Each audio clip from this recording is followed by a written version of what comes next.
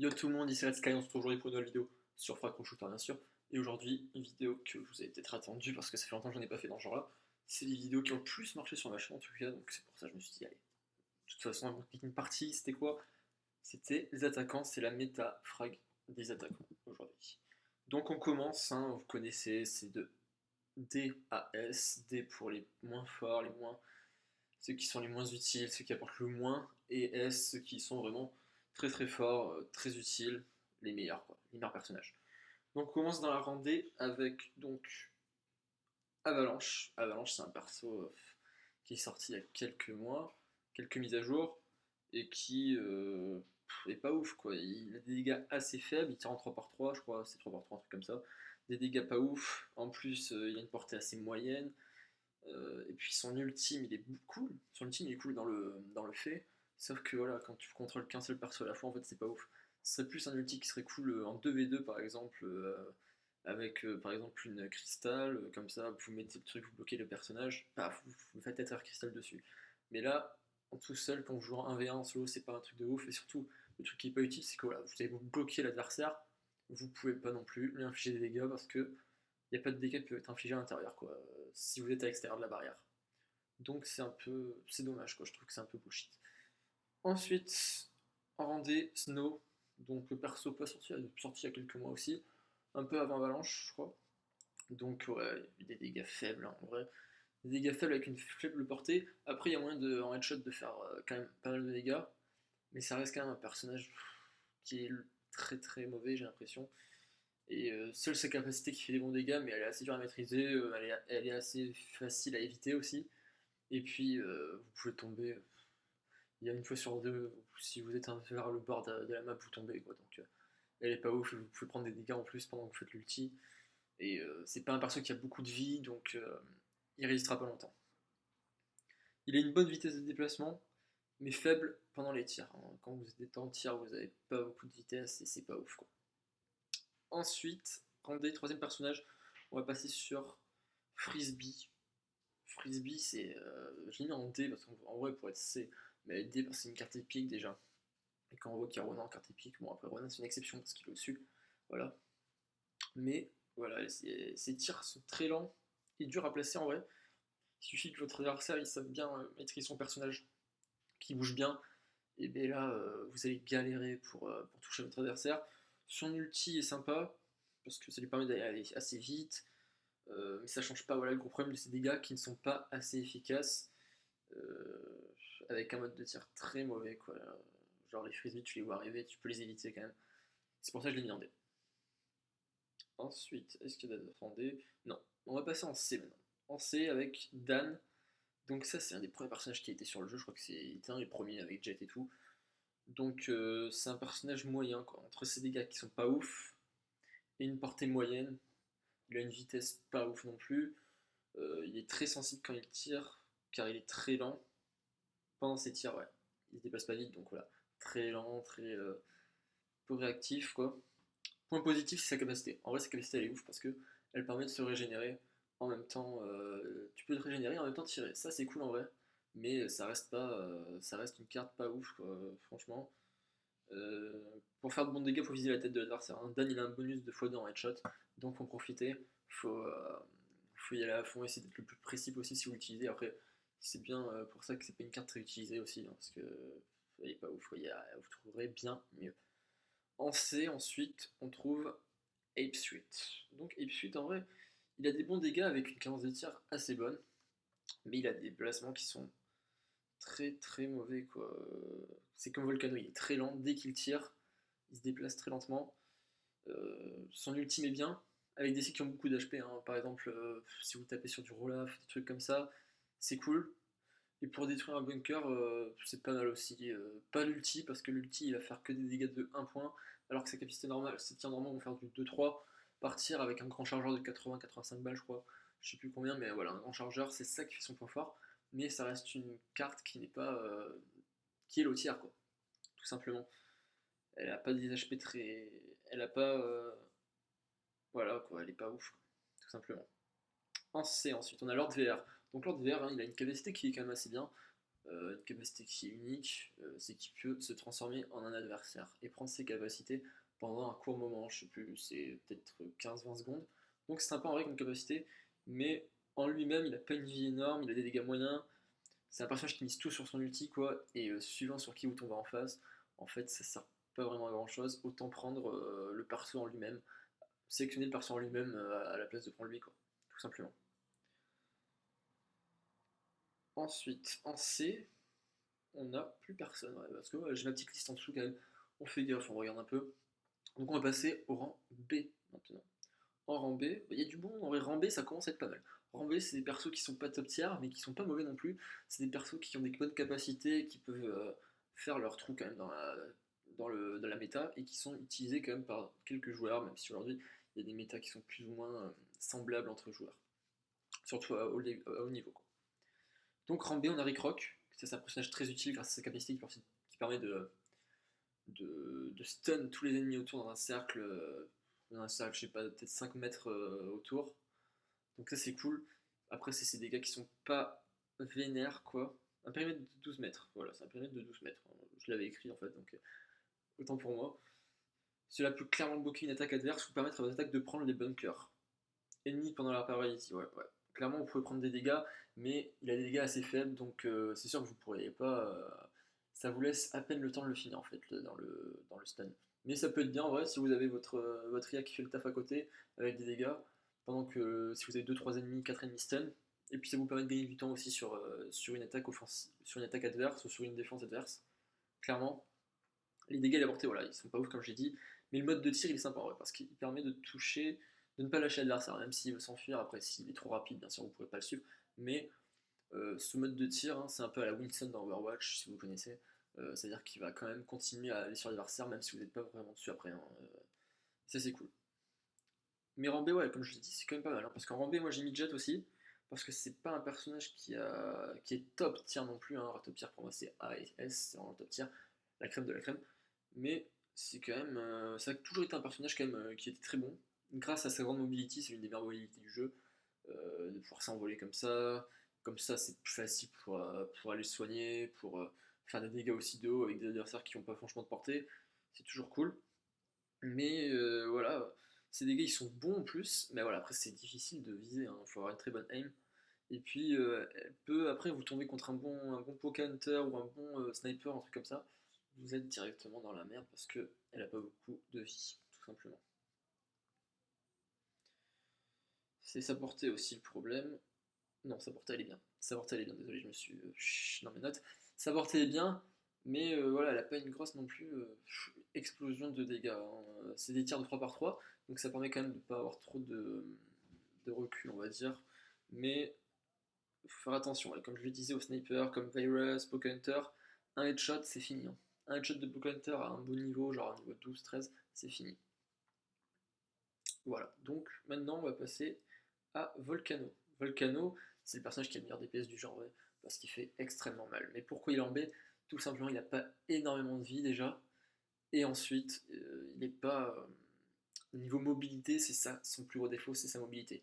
Mais par contre, pour détruire, si vous arrivez à aller sur un bunker adverse, vous, vous le cassez en 10 minutes, en 10 secondes, je veux dire. En 10 secondes, le bunker il est fini.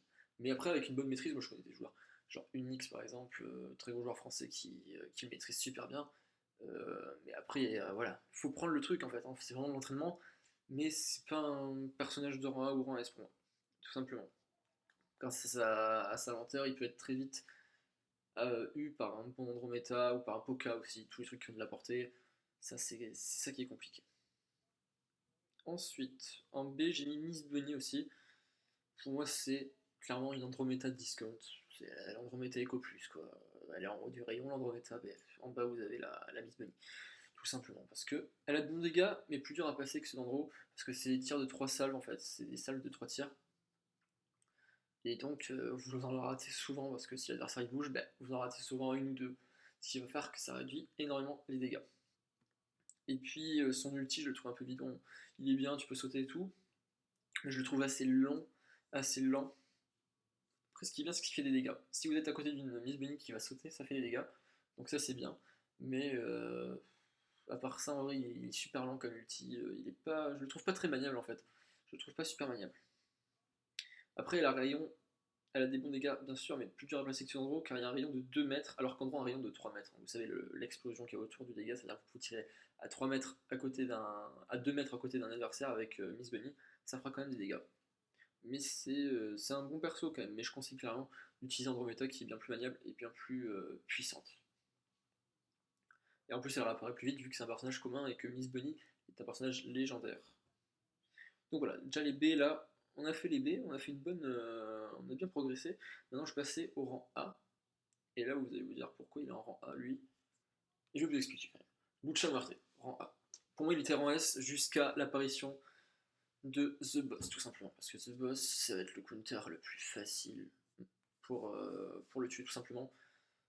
Juste un ulti, plus 2-3 frappes dessus, c'est terminé. C'est juste qu'il a beaucoup de counter, c'est normal. Il est lent. Il a un ulti qui fait très mal. Et aussi, voilà, c'est un personnage, comme je l'ai expliqué dans plusieurs vidéos, c'est un personnage qui va pas se focus sur les dégâts, sur les personnages, mais sur le bunker. Donc ça, c'est un très bon bunker. Moi, j'utilise dans ma team, il a toujours été là depuis énormément de temps. Euh, Franchement, pour les bunkers, il n'y a pas mieux que Lucha. Vous le laissez agir, vous voyez ce qu'il fait. Vous essayez de le défendre quand vous voyez qu'il y a un The Boss et tout, et que votre Lucha arrive sur lui. Vous essayez de tuer le The Boss avant.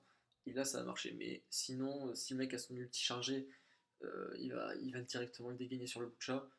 Parce que voilà, Lucha, c'est vraiment. On sait que Lucha, voilà, il est pas là pour rigoler sur les bunkers. Et ça peut faire très mal. Tout simplement, pourquoi je l'ai mis en A, c'est pour ça, c'est les counters. Après, il a d'autres counters, hein, comme Dr. Frost, même un Poka, le temps qu'il arrive au fond du couloir, bam, le Poka va pouvoir l'enchaîner. Mais c'est surtout d'après l'apparition de The Boss que je l'ai décidé de le mettre en rang A, mais c'est un très très bon perso, mettez-le dans votre équipe si vous voulez, franchement je le conseille. En rang A aussi, hein. En rang A de toute façon, moi je l'ai dit, en rang A c'est top tier aussi, hein. C'est pas le S tier, parce que voilà, c'est au-dessus, mais rang A c'est vraiment très bien. Comme Paku par exemple, qui est rang A, il a été God tier très longtemps, c'est-à-dire rang S, mais il a eu un petit nerf, hein. Il est beaucoup moins joué depuis son nerf, après je vois quelques persos, quelques gros joueurs qui le jouent encore, mais il est très très bon, hein. Et en plus, voilà, avec la méta Runa en ce moment, et B, Paku ça peut être un très bon personnage avec son ulti, qui va fracasser n'importe quel adversaire. Et un Ronin, il va le fracasser en 2-2 aussi. Si vous arrivez à bien placer l'ulti sans que le mec en fasse trop focus sur le fait que vous n'ayez pas de coup, vous allez pouvoir faire du sale. Mais après, les dégâts, ils restent très importants, même en tir normal, hein. Il va faire très très mal. Il a un ultime dévastateur, comme je le disais, et un bon nombre d'HP, hein. Ça fait un perso un peu tanky, comme Rolaf aussi. Voilà. Un personnage qui peut être très utile aussi si on laisse jouer en IA en vrai, hein. Parce que l'IA le maîtrise aussi bien. Il arrive à bien placer des ultis aussi, l'IA, il sait quand il est en situation difficile, donc n'hésitez pas. Ensuite, en rang A, on continue avec Oli. Oli, voilà, c'est un personnage qui est très très bon pour passer derrière la défense adverse, ou avec son ulti pour passer sur les côtés où y a pas de terre, donc vous pouvez cross comme ça. Très utile en fin de match, surtout quand il y a le bonus, le Frenzy Time avec le x2. Sur les bunkers, vous pouvez vous déplacer toutes les 10 secondes, donc ça c'est vrai que je suis pas très fan de ces techniques, mais en vrai ça marche, hein. Il y a pas mal de gros joueurs aussi qui l'utilisent, que ce soit pour niveau de dégâts, après c'est sûr il est pas ouf, si c'est pour faire des dégâts ça va pas être un perso qui va être focus sur, sur du kill, c'est sûr, parce que même en headshot ça va être assez long, elle a un chargeur très léger avec 20 balles, mais sur les bunkers elle est très utile, et même pour faire péter le câble à l'adversaire en vrai, parce elle est rapide, son ulti peut la faire changer de côté à l'autre, vous pouvez enchaîner un bunker gauche, bunker droit, c'est là où elle est très forte, et c'est pour ça qu'elle mérite un rang A. Ensuite en rang A j'ai mis Général Mec, c'est un personnage que je vois pas souvent jouer, mais qui est très très fort. Il a des dégâts en 3x3.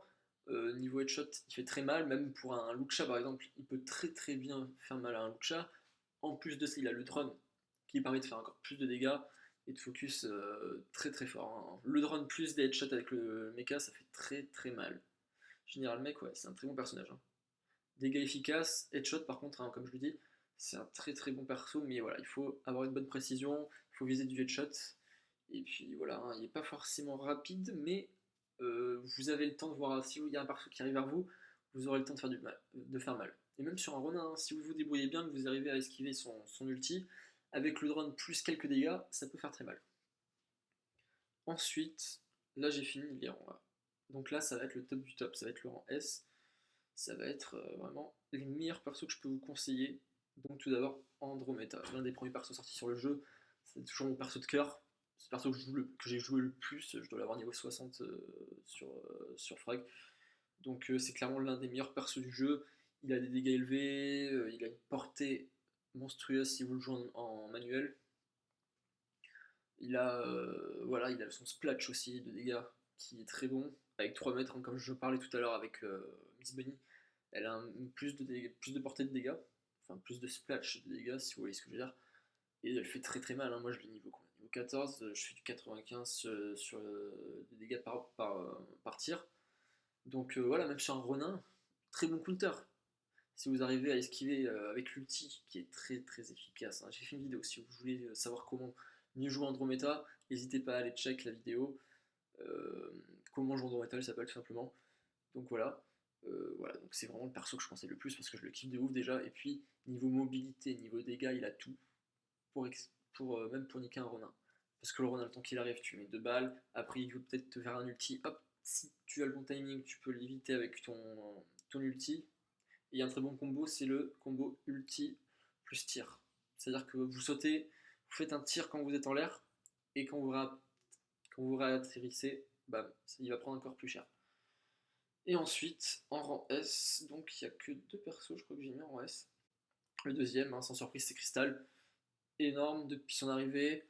Elle a eu un petit nerf, je crois, une semaine après sa sortie, mais depuis, elle est quand même très très bien. Elle a des dégâts très puissants, en headshot surtout, c'est énorme. Elle a une bonne cadence de tir, elle a même pas besoin de recharger parce que son chargeur est illimité. Un des ultimes les plus puissants du jeu aussi, qui peut servir à tuer un personnage ou à aller chercher un pack de soins en cas de difficulté. Donc voilà, elle est bonne pour toutes les situations en vrai, et ça peut faire très mal aussi à un Ronin par exemple. Parce que je parle beaucoup de Ronin, mais parce que c'est le problème aujourd'hui que les joueurs rencontrent le plus, parce que c'est le joueur la carte la plus jouée dans le jeu actuellement à haut niveau en tout cas, et sûrement à bas niveau aussi. Mais voilà, on cherche des solutions pour tuer Ronin, et ça c'est l'une des meilleures cartes aussi qu'il peut le faire avec son ulti. Tout simplement, un ulti plus un headshot placé, c'est terminé pour la plupart des adversaires. Après même ça peut permettre de ralentir, en plus ça permet de figer l'adversaire, donc même pour un Lucha, si vous voulez ralentir un Lucha, que vous êtes en situation délicate en défense, n'hésitez pas à revenir de votre attaque jusqu'à la défense avec l'ulti qui va vous permettre de vite revenir sur votre défense et de pouvoir tuer qu'importe l'adversaire en face. Voilà. Donc voilà, là j'ai fait le tour des cartes attaque, hein. Après, comme je le dis à chaque vidéo méta, c'est mon avis, bien sûr. Il y en a qui vont penser une telle carte mérite une telle place. Moi, je vous dis tout ce que je pense avec quelques commentaires dessus. N'hésitez pas à lâcher un commentaire, à lâcher un like si vous avez kiffé. N'hésitez pas à follow mon Twitter et à regarder aussi le tournoi là, que j'organise avec Psychographe, donc la Frag Champions League. N'hésitez pas à rejoindre le Discord, je mettrai un lien dans la description. Donc voilà. Passez une bonne journée, à plus.